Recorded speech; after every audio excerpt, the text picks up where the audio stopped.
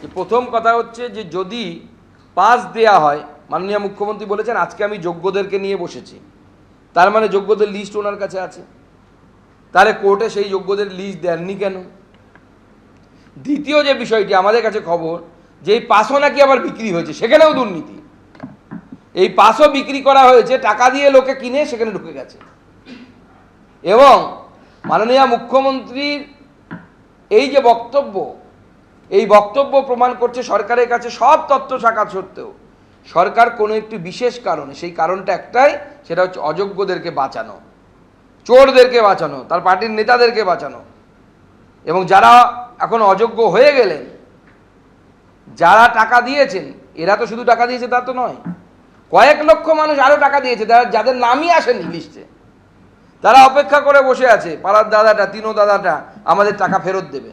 টাকা ফেরত এমনি পাবেন না, সবাই মিলে একটা গ্রুপ তৈরি করুন জেলায় জেলায়, তৃণমূল নেতাদেরকে বাড়ির দেয়ালে সামনে, গাছের সামনে, গাছের সাথে বাঁধুন, যে গাছ পাবেন তাতে বাঁধুন, বেঁধে উত্তম মধ্যম দিন, তবে এই টাকা ফেরত পাবেন, নচেত এই টাকা ফেরত পাবেন না। সিপিএম নেতা সুজন চক্রবর্তী কি বললেন, আসুন শুনি। এসএসসির সুপারিশ ছাড়া চাকরি, প্যানেল এক্সপায়ারির পরে চাকরি 8,000, এই তালিকা তো ওনার কাছে আছে। এই তালিকাটা উনি প্রকাশ করুন যে এই 8,000 তালিকা আছে, এরা অযোগ্য, এদের আমি খারিজ করে দিলাম। আগে সেই খারিজ করার নোটিফিকেশনটা বার করুন নাম দিয়ে, তারপর কারা যোগ্য সেই তালিকাটা দিয়ে সুপ্রিম কোর্টে হাঁটু গেড়ে গিয়ে বলুন যে আমার অপরাধ, সেই অপরাধের জন্য যোগ্য ছেলে মেয়েদের আমি এই বিপদের মধ্যে ফেলাটা আর মানুষ মানছে না, তাই আমি আপনার কাছে এসেছি, আপনি দয়া করে একটা ব্যবস্থা করুন। আমি 8,000 খারিজ করে দিয়েছি, যাদের যোগ্য বলে দিলাম তাদের মধ্যে যদি একজনও পরে অযোগ্য প্রমাণিত হয়, তাই আমি নেব আমার সরকারের মন্ত্রী অথবা আধিকারিক, তাদের আমি খারিজ করব বলুন। না করে উনি চাকরি চোরদের পাশে আছেন, তাদের হয়ে উনি দেখবেন। এইটা বলার মধ্য দিয়ে আসলে কাকরকে প্রশ্রয় দিচ্ছেন যাতে চাল ভর্তি বস্তাটাকে বাতিল করে দেওয়া যায়। মুখ্যমন্ত্রীর অপরাধে চাল ভর্তি বস্তাটা বাতিল করা হয়েছে, মুখ্যমন্ত্রীর অপরাধে। আজকে মমতা বন্দ্যোপাধ্যায় একটা বিষয় বললেন যে যোগ্যদের, মানে সুপ্রিম কোর্ট যেটা বলছে নির্দিষ্টভাবে অযোগ্য নয়, তাদের যোগ্যদের বা আপনাদের বিষয়টা নিশ্চিত করার পর তারপর যারা অযোগ্য কোট অ্যান্ড কোট তাদের বিষয়টা নিয়ে আলোচনা করবেন। এই অযোগ্যদের নিয়ে আলোচনা তিনি কেন করবেন, মানে এটা নিয়ে কিভাবে দেখছেন বিষয়টা? দেখুন, মূল সমস্যাটাই দাঁড়িয়েছিল যোগ্য আর অযোগ্য দিয়ে, পরীক্ষা ব্যবস্থাপনা ইত্যাদি ইত্যাদিতে ছিল।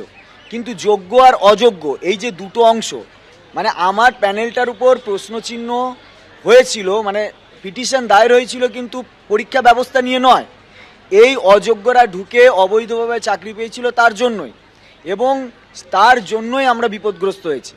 তাই আমরা এই যে অযোগ্যদের কারণে যদি আমাদের প্রতিবন্ধকতা তৈরি হয়েছে এবং আগামীতেও হবে, কারণ অযোগ্য আর যোগ্য, অর্থাৎ ওই যে আমি সেই চাল কাকরের কথাই যদি বলি, চাল আর কাকর একই সঙ্গে থাকলে তো দাঁত ভাঙবেই। মমতা বন্দ্যোপাধ্যায় ওদের সঙ্গে যে আলোচনা করবেন তাতে আপনারা মানে সন্তুষ্ট?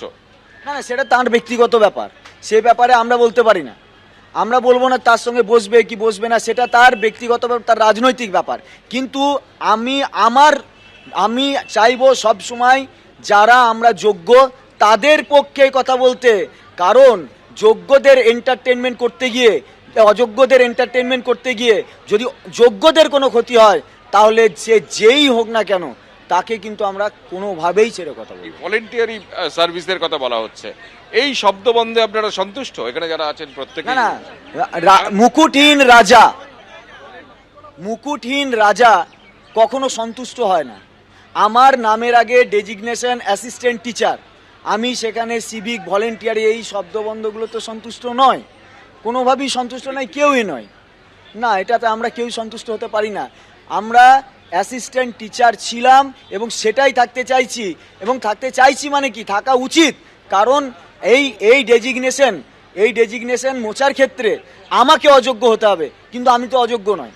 কিন্তু কাল থেকে স্কুলে যাবেন, স্কুলে যাওয়ার কথা বলছেন, যে স্কুলে যাওয়ার ক্ষেত্রে তো কোনো বাধা নেই, মানে ভলেন্টিয়ারি সার্ভিস করতে তো বাধা নেই। স্কুল আমরা যেতে পারি, কিন্তু ওই স্কুলে যাওয়াটাও তো আমার কাছে চূড়ান্ত নয় যে আমি ওই স্কুলে চাকরিটা কন্টিনিউ করতে পারবো যেমন স্বাভাবিকভাবে ছিল, কারণ আমার টিকিটটা তো কোর্টে আটকে আছে।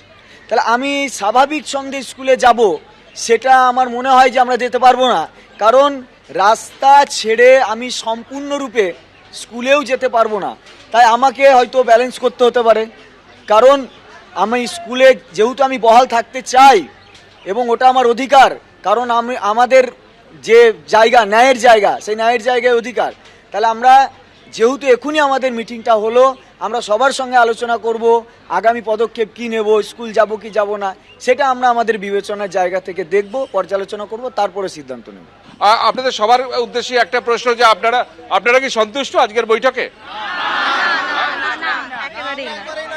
আজকের বৈঠকে সন্তুষ্ট? উনি প্রথম কথা ভলেন্টিয়ারি সার্ভিস কথাটাই ওনার বলা মনে হয় যুক্তিযুক্ত হয়নি। আমরা চেয়েছিলাম যে আমরা যেরকম পদে ছিলাম, যেভাবে ছিলাম, সেইভাবেই পুনর্বহাল থাকতে। উনি এই আশ্বাসটা 100% দিতে পারেননি। যেভাবে ছিলাম আমরা সেইভাবেই ফিরে যেতে চাই।